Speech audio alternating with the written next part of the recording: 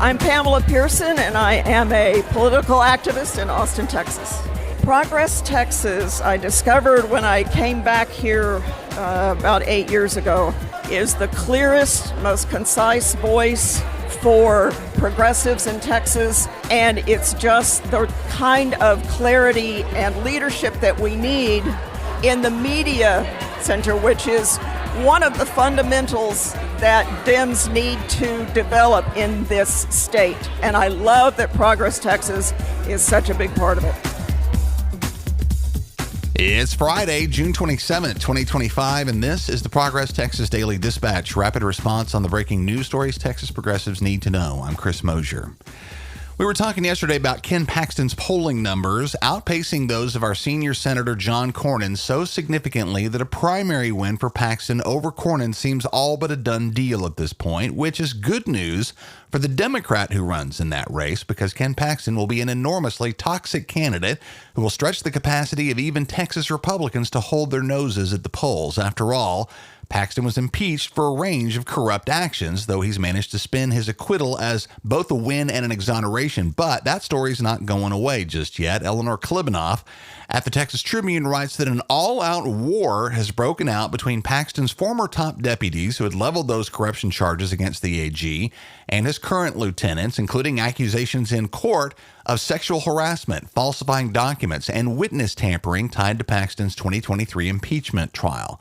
Former Solicitor General Judd Stone and attorney Chris Hilton alleged First Assistant Attorney General Brent Webster tried to obstruct justice by urging witnesses to avoid subpoenas, and that he falsified a harassment email to smear them. Meanwhile, a separate lawsuit by Attorney General's office employee Jordan Eskew claims Stone harassed colleagues and made disturbing statements about him. Both lawsuits claim political retaliation with no clear timeline for resolution. All of this likely extends into the election season, when Ken Paxton will in all likelihood be anointed the Republican nominee for the U.S. Senate. Finally, some significant action on the Democratic side in that same race, but it could be an issue of too many candidates. Theories have abounded about the interest of former Congressman Colin Allred and Beto O'Rourke, as well as Austin State Rep James Tallarico in that race. And Greg Jefferson at the San Antonio Express-News writes that current Congressman Joaquin Castro is also weighing a run. Castro would have to give up his seat in the U.S. House to do so. Running against Ken Paxton is apparently an attractive proposition, especially in a midterm with a deeply unpopular president in the White House. And in fact, these four Democrats have begun discussions as to how to best play this. Gromer Jeffers Jr. at the Dallas Morning News writes that they all joined a Zoom meeting late last month to talk it over, but apparently none were dissuaded from a Senate bid. Certainly, they know that Governor Abbott's up in 2026 too. That, of course, would be a bit more difficult, but not an impossible challenge. All of this harkens back to the days of Democratic unity in Texas, statewide coordinated campaigns run to great success by the likes of Ann Richards and Gary Morrow, who gave us a great remembrance of those days on this podcast feed just last year.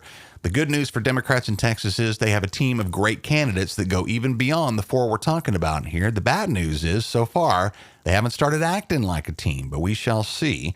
There is some teamwork happening between three of those four tonight in San Antonio. Beto O'Rourke's Powered by People is staging a town hall at Stable Hall in San Antonio with Congressman Castro and Rep Tallarico set to speak. That'll be a good one. Registration links in the show notes. My opinion, one of these guys is going to have to step up and take on the governor, and I think any of them could do it. The midterm momentum will affect Greg Abbott as well, so let's go, y'all. We'd love to see some progressive momentum in Tarrant County as well, and that seems likely, especially considering the leadership that Fort Worth area Republicans continue to allow to represent them in Beau French, chair of the Tarrant County Republican Party, biggest 13-year-old boy in Fort Worth, Texas, who yet again makes giant ass online as part of a long trend that, again, you Cowtown Republicans are clearly cool with. Michael Carlos at the San Antonio Current says this time French has tweeted out a poll asking whether Jews or Muslims pose a bigger threat to the country. A completely stupid and bigoted move that French then tried to pass off with, hey, I'm just asking questions here.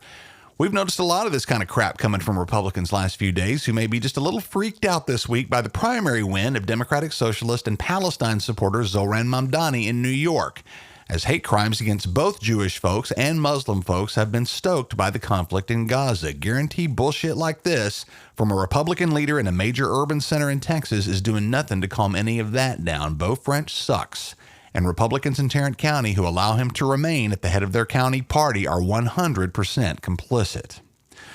Meanwhile, Donald Trump has been building a military presence in Texas. Morgan Lee at the Associated Press says the Department of Defense is expanding a militarized zone along the southern U.S. border, authorizing U.S. troops to detain individuals crossing illegally for possible federal trespassing charges in a national defense area.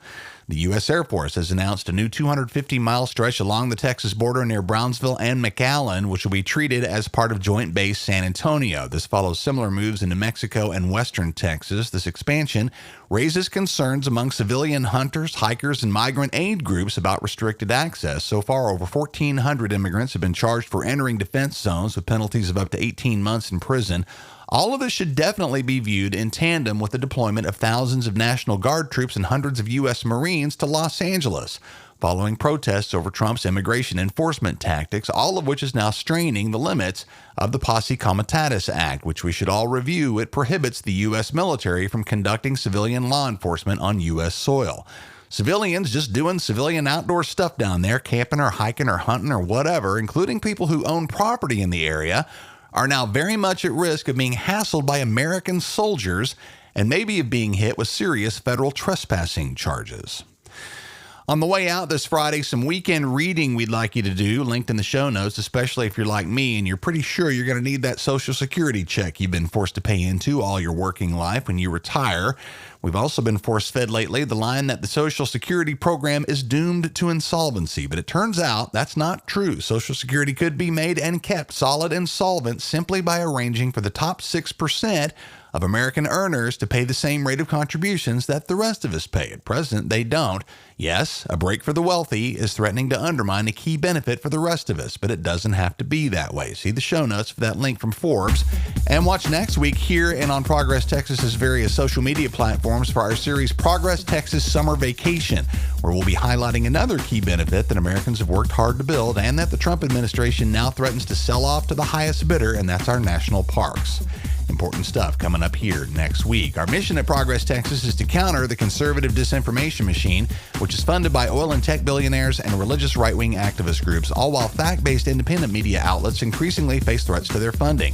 While access to those outlets is frequently free, as it is here at Progress Texas, it takes listeners' support to keep fact-based independent media going. If you've come to appreciate what we do at Progress Texas, now more than ever, we could use your support as a monthly contributor, and no amount is too small. Go to progresstexas.org/donate. Thanks to Thomas Green, David Griggs, and Sherry Grusendorf, all of whom have joined the team lately. We appreciate all of you very, very much. That's the Progress Texas Daily Dispatch for this Friday, June 27, 2025. Links to all these original stories can be found in our show notes. Progress Texas is a nonprofit rapid response media organization promoting progressive messages and actions. While campaigns come and go, we're the permanent home for progressive media in action in the Lone Star State. I'm Chris Mosier. Thanks so much for listening. Have a great day and a great weekend, and we'll see you again on Monday.